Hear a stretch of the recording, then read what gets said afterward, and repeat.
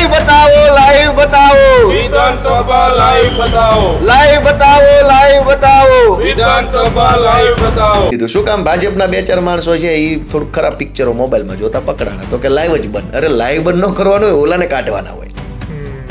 આ ઊંધી, આ બધું ઊંધું છે. પછી બહાર આવીને ખાલી કહી જાય વિકાસ બહુ થઈ ગયો છે, વિકાસ થઈ ગયો, પણ તો અંદર બતાય ને કાકા, બહાર નહીં અંદર વિકાસ શું બતાય? કેમ કે એ કરપ્ટ માણસો છે, કાળા ધંધા કરે છે વિધાનસભામાં અને લોકોથી છુપાવે છે. લોકોને જાણવાનો હક છે ને ભાઈ. આજકાલ શું વસ્તુ લાઈવ નથી આવતી? તમે કહો શું લાઈવ નથી આવતું? માત્ર જે આપણા ગુજરાત રાજ્યમાં ખૂબ સમૃદ્ધિ છે એવું વાંચે, સમૃદ્ધિ છે પછી એને અંદરથી કાંઈક એવું તાન ચડે, નરેન્દ્રભાઈની સરકારના કારણે ગુજરાતમાં, પાછો મને વાંચવા વચ્ચે વચ્ચે આવા ઓતાર આવે, બાકી કઈ છે નહીં એમાં. એટલે ઓતારે લખેલા હોય કે ઓતાર લખ્યા ન હોય પણ વાંચતા વાંચતા આવી જાય થોડુંક, એમ થાય કે હું થોડોક ખારો લાગીશ એમ. તો ગુજરાતની જનતાને ખબર પડી જાય એમ છે કે આ કેવા કેવા ત્યાં બેઠા છે. કેવા કેવા બેઠા છે એ તમે સાંભળો તો ખબર પડે, એમણે સાંભળો તો ખબર પડે. ગોપાલભાઈ, અમે તો આ પ્રશ્ન ઉઠાવીને થાકી ગયા. હવે દર જેટલે સત્ર ચાલુ થાય ને ત્યારે ક્રાંતિ માર્ગ આ વિડીયો હોય. હવે અમારે તમારી પાસે જાણવું છે કે ગુજરાત વિધાનસભા લાઈવ કરવા માટે આમ આદમી પાર્ટી તો શું કરશે અને ખરેખર જનતાએ શું કરવું જોઈએ? જનતાએ અમારી સરકાર બનાવવી પડે, એટલે અમે પહેલા જ દિવસથી લાઈવ કરી દઈશું વિધાનસભા. જગ જાહેર જોવો ભાઈ. પણ સરકાર ન બનાવે ત્યાં સુધી સંઘર્ષ છે. આટલા વર્ષોથી કોઈ જોયું નથી, હજુ થોડોક સમય કાઢે ને અમારી બનાવે, એટલે અમે પહેલા જ દિવસથી વિધાનસભા લાઈવ કરી દઈએ. જુઓ અંદર શું ચાલે છે, મંત્રી શું બોલ્યા, નેતા શું બોલ્યા, અધ્યક્ષ શું બોલ્યા, બધાને જાણવાનો હક છે. અને અંદર કોઈ કઈ અપશબ્દો તો બોલવાના નથી. બધાની બુદ્ધિ છે, ધારાસભ્યો છે, અંદર કોઈ કઈ ખરાબ બોલવાનું નથી. બધા પોતપોતાની જે વ્યવહારિક અને સંસદીય ભાષા એ જ તો બોલવાના છે. બતાવવાનું કેમ નહીં? અમુક ધારાસભ્ય ત્યાં આગળ છાપામાં આવ્યું હતું કે ખરાબ મૂવી જોતા પકડાઈ ગયા હતા. હા તો એ પકડાઈ ગયા, એની સજા કરવાની હોય. લાઈવ થોડું બંધ કરી દેવાય. બસનો ડ્રાઈવર છે, સરકારી બસનો ડ્રાઈવર છે દાખલા તરીકે, એ ખરાબ મૂવી જોતા ઝડપાઈ જાય તો બસ બંધ કરી દેવાય કે ડ્રાઈવરને કાઢી મુકાય? તમારું શું માનવું? બિલકુલ ડ્રાઈવરને કાઢી મુકાય. ડ્રાઈવરને જ કાઢી મૂકવાનો. આને બસ બંધ કરી દીધી, લાઈવ જ બંધ કરી દીધું. શું કામ ભાજપના 2-4 માણસો છે એ થોડું ખરાબ પિક્ચરો મોબાઈલમાં જોતા પકડાણા, તો કે લાઈવ જ બંધ. અરે લાઈવ બંધ ન કરવાનું હોય, ઓલાને કાઢવાના હોય. આ ઊંધી, આ બધું ઊંધું છે બધું. આનો તમને ક્યાંય ને ક્યાંય બેનિફિટ ના મળે એવું થાય ખરું? કારણ કે કેનો? વિધાનસભાની અંદર પોતાની વાત રજૂ કરો ત્યારે લાઈવ ન થાય ત્યારે, કારણ કે તમે જનતા વચ્ચે બોલો છો એ વસ્તુ અલગ છે, ને જ્યારે વિધાનસભાની અંદર બોલો છો એ વાત અલગ છે, એનો પ્રભાવ અલગ છે. તો ક્યાંય ને ક્યાંય તમારી પાર્ટીના ધારાસભ્યનો અથવા વિપક્ષના ધારાસભ્યનો થોડો અન્યાય થાય એવું ફીલ થાય ખરું? થોડો નહીં, ઘણો અન્યાય છે. અને અમને નહીં, જનતાને અન્યાય છે. તમે એક વસ્તુ સમજો, સરકાર કોણે બનાવી? ગોપાલભાઈએ બનાવી કે જનતાએ? જનતાએ. તો જનતાને જોવા તો મળવું જોઈએ ને કે મેં જે સરકાર બનાવી એ સરકાર શું કરે છે. આજકાલ તો કે લોકો સમજો, વિધાનસભા છોડી દો, સર્જરી થતી હોય તો ઓપરેશન થિયેટરમાં લાઈવ જોવે છે, માથે ઊભા રહીને કેમેરાઓ મૂકેલા હોય છે, એના ફેમિલી મેમ્બર્સને, ડોક્ટરો ખાલી. આમ તો એ પ્રોફેશનલ એથિક્સમાં પહેલાં નહોતું આવતું. પહેલાં મેડિકલ એથિક્સ જે આવતા એમાં એવું ભાઈ સર્જરીમાં બીજો નોન મેડિકલ પર્સન ન જઈ શકતો. આજકાલ ડિલિવરી થતી હોય છે તો એ છોકરાના થનાર પિતા જે હોય છે એ ઘણી વખત ત્યાં લેબર રૂમમાં હાજર રહેતા હોય છે, બધાને ખબર છે. સર્જરીઓ લાઈવ જોવા મળે છે, લાઈવ લોકેશનો જોવા મળે છે. ગમે ત્યાં તમે ફરવા ગયા હોય એનું લાઈવ આવે છે. ગમે ત્યાંથી દુનિયાના કોઈ પણ છેડે કોઈ પણ વસ્તુ લાઈવ જોઈ શકો છો. અને વિધાનસભા લાઈવ નહીં જોઈ શકાય? ઇવન ટ્રેનોમાં સરકારે ટીવી મૂક્યા છે. બિલકુલ. ટ્રેનમાં, નકર પહેલાં ટ્રેનમાં ટીવી નામની કોઈ ચીજ નહોતી. ચાલતી ટ્રેનમાં ટીવી ક્યાંથી આવ્યું? ફ્લાઇટમાં ટીવી છે. 5-10 હજાર ફૂટ ઉપર તમારું વિમાન ઉડે તો ત્યાં અંદર ટીવી છે ને એમાં સમાચાર આવે છે.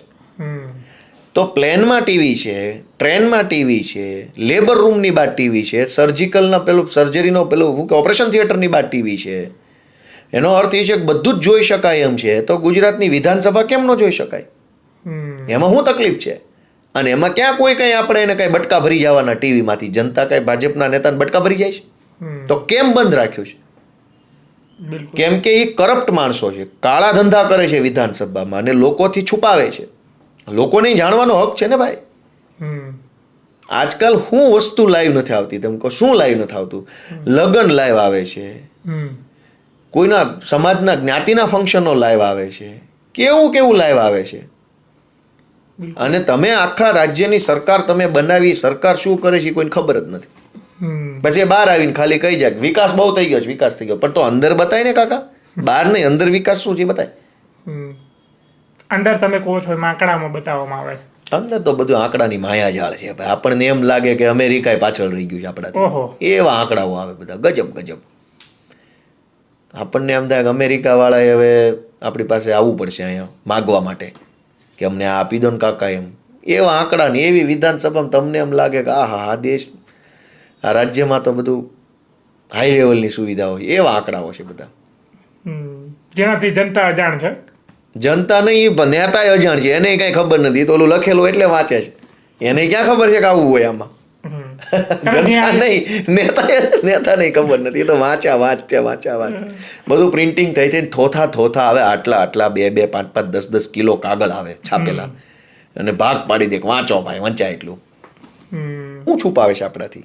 અને અલ્ટિમેટલી વિધાનસભા છે કોના માટે? ભાજપ માટે, આમ આદમી પાર્ટી માટે, ધારાસભ્યો કોના માટે? જનતા માટે. ત્યાં જે નિર્ણય છે એ જનતા માટેનો નિર્ણય છે. તો જનતાને પછી ખબર નથી ત્યાં શું ચાલે છે. તમે તો એક સત્રની અંદર જઈને આવ્યા અંદર, અને તમારા વિધાનસભાની મહિલાઓને પણ ત્યાં બતાવવા માટે લઈ ગયા. તમને શું લાગે છે કે શું છુપાવે છે? જો ગુજરાતની વિધાનસભાને લાઈવ કરવામાં આવે તો ગુજરાતની જનતાને ખબર પડી જાય એમ છે કે આ કેવા ત્યાં બેઠા છે. કેવા બેઠા છે એ તમે સાંભળો તો ખબર પડે, એમણામ સાંભળો તો ખબર પડે. ગોપાલભાઈ ને આ ઇન્ટરવ્યુ ગામ સાંભળશે ખબર નહીં પડે ગોપાલભાઈ કેવો માણસ છે. પણ હવે લાઈવ થાય ત્યારે સાંભળીએ ને ગોપાલભાઈ. અરે એ તો થાય. પહેલા તો આખી વિધાનસભામાં કોપી પેસ્ટેડ કામ આવે છે. મોટા ભાગના ધારાસભ્યો પોતે કઈ મગજ દોડાવ નથી, ભાજપની ઓફિસમાંથી કાગળિયા લખાઈને આવી જાય. એ જેના ભાગમાં જે કાગળ આવે એ ઊભા થઈને વાંચી જવાનું. મેન મુદ્દો જ આ છે. કોક ધારાસભ્ય ઘરની 2 લાઈન કદાચ બોલવા માંગતો હોય તો બોલે, બાકી બધા એ પ્રિન્ટેડ કાગળો વાંચવાના છે. કોઈને પ્રશ્ન પૂછવાની ઇન્ડિપેન્ડન્ટ સત્તા નથી. બીજેપીની ઓફિસમાંથી પ્રશ્નો લખાઈ જાય, એમાં ધારાસભ્યો સહી કરી દે અને પૂછાઈ જાય. બીજેપીની ઓફિસમાંથી પ્રિન્ટેડ કાગળો આવે, બધા અલગ અલગ જેના હાથમાં જે કાગળ આવે ઊભા થઈને વાંચી જવાનું. એટલે એક પ્રકારે આખું ઓલું વાંચવા જ આવ્યા હોય ને એવો માહોલ છે આખો. દરેક માણસ વાંચ જ કરે, જે હોય વાંચ જ કરે.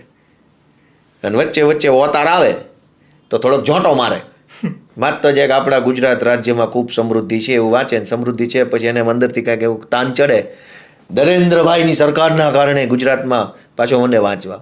વચ્ચે આવા ઓતાર આવે, બાકી કઈ છે નહીં એમાં. એટલે ઓતારે લખેલા હોય કે ઓતાર લખ્યા ન હોય, પણ વાંચતા આવી જાય થોડુંક, એમ થાય કે હું થોડોક હારો લાગીશ એમ સલામત જનતામાં, એમ કે હું બહુ મોટો ક્રાંતિકારી લાગીશ એવું અંદરથી કદાચ કોકને લાગે તો એ અવતાર આવે. એટલે ક્રાંતિકારી જે જનતાના સવાલો કરવામાં નહીં, પણ વડાપ્રધાન નરેન્દ્રભાઈ મોદીના નેતૃત્વમાં જ્યારે આવું બોલે ત્યારે એ ક્રાંતિકારી લાગે છે ભાજપના નેતા, એવું કોણ? એને થોડોક અંદરથી સારી ફિલિંગ આવે ને કે એવું. જનતાના સવાલો પૂછવામાં સારી ફિલિંગ નથી આવતી. જનતાનો સવાલ ત્યાં આવતો જ નથી. તમે જોજો ને ઓનલાઈન વેબસાઇટ છે નેવા, ખ્યાલ છે તમને? નેવા, નેશનલ ઈ વિધાન એપ્લિકેશન, neva.gov.in નામની એક વેબસાઇટ છે ગુજરાત વિધાનસભા જોવા માટે. એમાં કયા ધારાસભ્ય શું પ્રશ્ન પૂછ્યા, શું નોટિસ આપી, કયા વિષય રજૂ કર્યા, એ બધું એની અંદર બતાવે. એના જવાબ શું આવ્યા એ બતાવે. નેવા, NEVA. એની અંદર તમે જોશો તો ભાજપના બધા જ ધારાસભ્યો જે છે એણે માત્ર ને માત્ર સરકારી યોજનાઓની આંકડાકીય માહિતીના જ પ્રશ્નો પૂછે. ઘટના નહીં, દુર્ઘટના નહીં, ઇન્ફ્રાસ્ટ્રક્ચરના કામોની બાબત નહીં, સરકારી વહીવટી તંત્રની કાર્યપદ્ધતિ બાબતે નહીં, એવો કોઈ પ્રશ્ન ન હોય. માત્ર સરકારની યોજનાઓની આંકડાકીય માહિતી કે આ યોજનામાં શું મળવા પાત્ર છે, તો જવાબ આપ્યો હોય તગારું મળવા પાત્ર છે. હવે આવા પ્રશ્ન વિધાનસભામાં હોય, પણ એકચ્યુઅલી ધારાસભ્યો પ્રશ્ન નથી પૂછતા. બીજેપીની ઓફિસથી પ્રશ્નો તૈયાર કરી નાખે લિસ્ટ આખું. હવે પૂછવાના હોય 400-500 જેટલા પ્રશ્નો પૂછવા પડે એક સત્ર દરમિયાન. હવે 500 પ્રશ્નો પૂછવા હોય તેમાં મગજ કોણ લગાડે? એટલે સરકારની 50 યોજનાનું લિસ્ટ લઈને બેસી જાય, દરેક યોજનાના 5-5 પ્રશ્નો લખી નાખે કે ભાઈ XYZ નામની યોજના છે ખેડૂતો માટે, એટલે ધારાસભ્ય રમેશ નામનો ધારાસભ્ય હોય તો એના ખાતામાં લખે XYZ યોજનામાં ખેડૂતોને શું મળવા પાત્ર છે તો કે તગારું. પોરબંદર જિલ્લામાં કેટલા તગારા આપ્યા તો કે 20. પ્રશ્ન પૂરો. બીજી યોજના તો કે ABC નામની યોજના છે અને એમાં વિદ્યાર્થીઓને શું મળવા પાત્ર છે તો કે સ્કૂલ બેગ અને ઓલો પાણીની બોટલનો ભંભો. એટલે તરત બીજો પ્રશ્ન આવે કે ABC નામની યોજના છે એની અંદર વિદ્યાર્થીઓને શું મળવા પાત્ર છે તો સરકાર જવાબ આપે ભંભો પાણીનો. તો કે ભાઈ આ ભાવનગર જિલ્લામાં કેટલા ભંભા આપ્યા તો કે 20 ભંભા. બાકીના ક્યારે આપશો તો કે વહેલી તકે. આવા જ પ્રશ્નો હોય બધા. 400 400 500 500 આવા પ્રશ્નો હોય કે આ યોજનામાં શું મળે તો કે તગારું ને આમાં તો કે પાવડો મળે છે ને આમાં તો કે ખંપાળી મળે છે. આમાં શું મળે તો કે સાયકલ મળે. આમાં તો કે સાયકલનું પંચર કરાવી દેવાની યોજના છે ને આવું બધું જ હાવ આંકડાની વાત અને યોજનાની વાત.